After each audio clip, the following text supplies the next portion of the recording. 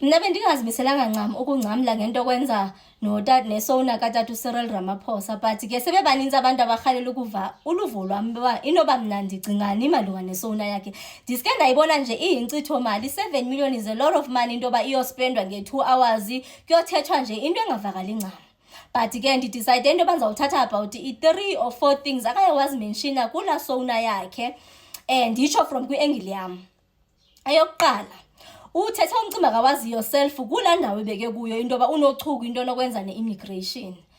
Waba nawo amagama athi umntu oqasha abantu bokufika bangenazo iimpepha zalapha eSouth Africa bazawufeyisa umthetho, bazawubanjwa decisively so. Kwaku-the very same paragraph beke kuyo wathetha ngento yoba uba ngaba kuhlukunyezwana nabantu bokufika bangaphandle nani bazabanjwa ama-South Africans abhlokha abantu bokufika from kwiikliniki, ezibhedlele nasezikolweni ezikwi-public facilities. Ndathi hayi man, lo tata uthetha ukuthini, because ngoku ithi le nto kaloku xa ezathi xa umntu obaqashayo uzawubanjwa, it means uthi mabangaqashwa ngapha mababhenefite kwiiteksi zabo bazabe besebenza. Ke ngoku isho loo nto leyo kwiiteksi zobani? Kwezi ezabe besebenza. Okay, ndike ndiyeke apho. Xa bezathi mabangaqashwa it means abazusebenza. Xa bengasebenzi bengagxothwa futhi apha kweli lizwe eli bazaphila ngani? Bazaphanda. Izawunyuka i-crime rate yethu. Ayikho indlela abazaziphilisa ngayo uba ngaba abazuqashwa ngapha babe still bevumeleka into yoba bahlale eSouth Africa. So ndiske ndingemva into yoba entle ke uthini. Uzanditshe naloo question mark leyo uba entle kutata uCyril Ramaphosa uthini, eyazi into yoba inochuku into yakhona. Ndiphume kuyo. Ubuye wazothatsha umcimbi, enye izinto ziyalandelelana. Wathatsha umcimbi onokwenza nee-IDs ezizadigitayizwa. Ukudigitayizwa ke ngumcimbi woba asizunyanzeleka into yoba siye ko-Home Affairs siyophetsha kwizitulo zakhona xa sifuna ukwenza ii-IDs. Sizawuzenza nje even kwii-comfort zezindlu zethu. Kumakithi kowenu uzawuthula kuloo ndawo nje okuyo uzawukwazi ukwenza i-ID.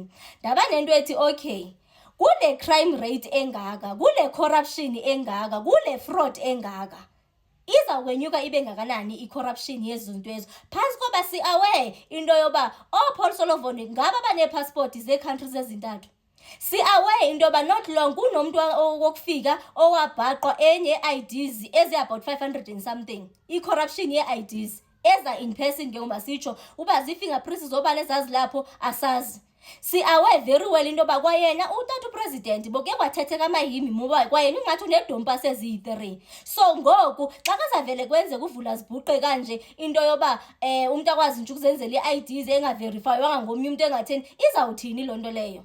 Ivele nje yandipha nje ixhala nje, not kancinci futhi kakhulu. And ngendlela babehave ngayo, babehave ngongathi bafuna ukuthena i-country yethu into i-terra nullius. I-terra nullius ke ndizathina lilizwe nje elinga-ownwa ncam ngumntu. South Africans can't claim into bi-South Africa yeyabo. Kuyoba nje kwavula zibhuqe umntu nomntu enza unothanda. So ndingazi noba okanye ezi IDs indlela yokuzama ukuba documenta na into yoba bazoba documented, bazokwazi ukubavotela since bezaba loyal into yoba inoba bafumana i-freedom yase-South Africa through zona nge-GNU ezi-political parties zonezi o-ANC no-DA. Bafethwa ndiyazi bakwenzekani, but nje ikhona yona into embi endiyibona ingathi seze South Africa. Ndithe ndisajonge njalo wathatsha umcimbi wokwenza nokudeploya kwamasoja kwamajoni e-Western Cape, cala laseKapa naseGauteng. Kwakunini bafethu sicela into yoba makudeploywe amajoni kulaa nto alakwenza nala Western Cape, kulaa nto yokwenza nala gangsterism ibisenzeka phaa kuma-Cape Flats. Kwakunini bokunyanzeleka nyani into yoba ize ibe izawulinda isowuna na? Sibuye udeploye nalapha eGauteng. Apha eGauteng ke ngoku waseKapa ngawoba bazadila ne-gangsterism yapha e-Western Cape. Abuye kweli cala ke ngoku eGauteng azodila ne-illegal mining. Ndancoma futhi into yoba okay, but ke ngoku if it's about illegal mining uyishiye njani North West? Kaloku North West ilibise ematheni nayo malunga nomcimbi we-illegal mining. Ningalibalanga yile ke yasezindabeni apha ama-illegal miners edemand ukudla phansi komgodi, evaleleke phansi komgodi, edemand nama-ARVs. Kwavela bona even o-Minister of i-Presidency okhumbuzo apho bethetha ngento yoba nje bona bazawuba fumigator, bazawuba fakela irhasi into yoba bazawubagesa into yoba mabaphume kulwam igodulo one. So iNorth-West siyazi very well. Nazi ii-pictures bunewunewu apha, not long, even early this year bomalas, even in recently in fact kusathethwa malunga nomcimbi wama-illegal miners eNorth-West ke ngoku kwicala lobo-Brits eBapongo. And xa uthe ijonga laa nto nokwenza ne-illegal mining bafethu, laa nto leyana ayo ngabafana nje abakathi abanandlela zokuphila ncamo. Yes, ngabi noba benza umsebenzi onzima wokugromba, but laa nto lena is well connected. Laa nto lepha ayonto nje abavele nje bazivumela, because xa ngothi uyajonga mos illegal miners thina sazi into yoba bafuna uyotshontsha emigodini ngobusuku phansi komgodi bezifihlile. Leya into yenziwa daylight, ugovernment is very much aware about. And xa uthi uyajonga even imitshini abanayo ayo mitshini andali abantu abamnyama abanayo la mitshini, but basesembalwa abantu abamnyama abanayo la mitshini leyana. Abantu la mitshini abanikazi bala mitshini ngabelungu nathi ibonakala daylight isebenza la mitshini isenza laa nto ye-illegal mining phaa. Kutheni iNorth-West ningathathwanga? Ningalibalanga umcimbi onokwenza ne-illegal mining uke wathetheka even kwii-conversations eziyapho kuthethwa khona ngoBron Mokgotsi noMinister Senzo Mchunu nakulaa nto la Stilfontein kwiside langaseKlerksdorp. So isivi siyazi very well naba even your witness D bafa bebulawa into nokwenza nama-illegal mining. Na self-witness D ake watsho wathi u-involve ama-politician. So xa ke sekenzeka ngasithi loo nto engathi intle, kutheni bangasanga abe seke khavara zonke izindawo engathi ziyathetheka malunga nomcimbi wama-illegal mining okanye illegal miners.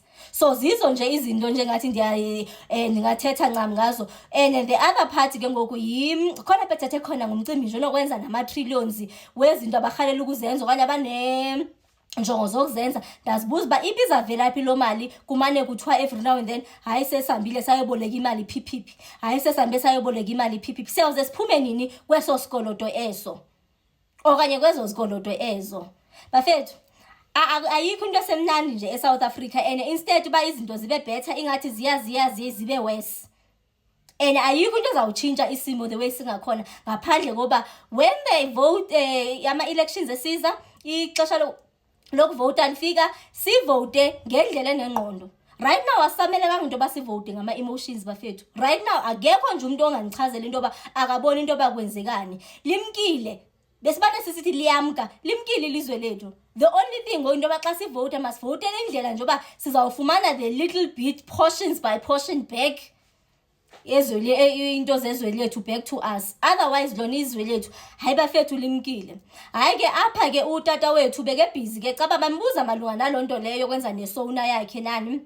So wanawo ke amagama apha bokuyizolo 13 Feb 2026 apho esithi khona awuyasibona nje into basimane siyufocus umzekelo kwezezi negative izinto, maske sijonge even ezezi positive. Wazekelisa ke nangomnye umuntu oke wamchazela nje into ba ispeech sakho sivile nje sona babe sinambitheka qha nje umcimbi nje wethayi nje belingajongeki. So nje izinto nje maske siyeka nje unegativity kuyo yonke lento leyo, zonke ezinegative sizibeke eceleni sijonge ezipositive. Kuukuthi kwispeech sakhe andizivanga ncame into ezipositive bafethu, andimvanga ethetha ngento yoba i-youth yethu umsebenzi uzawuvelaphi uvele njani.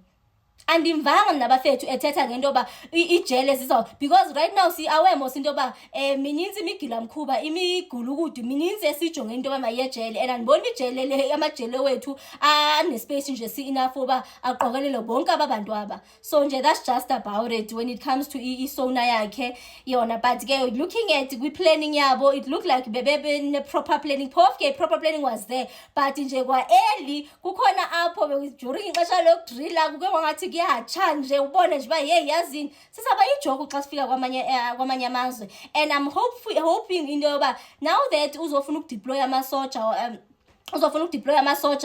kwezi ndawo uzawuemploya abantwana.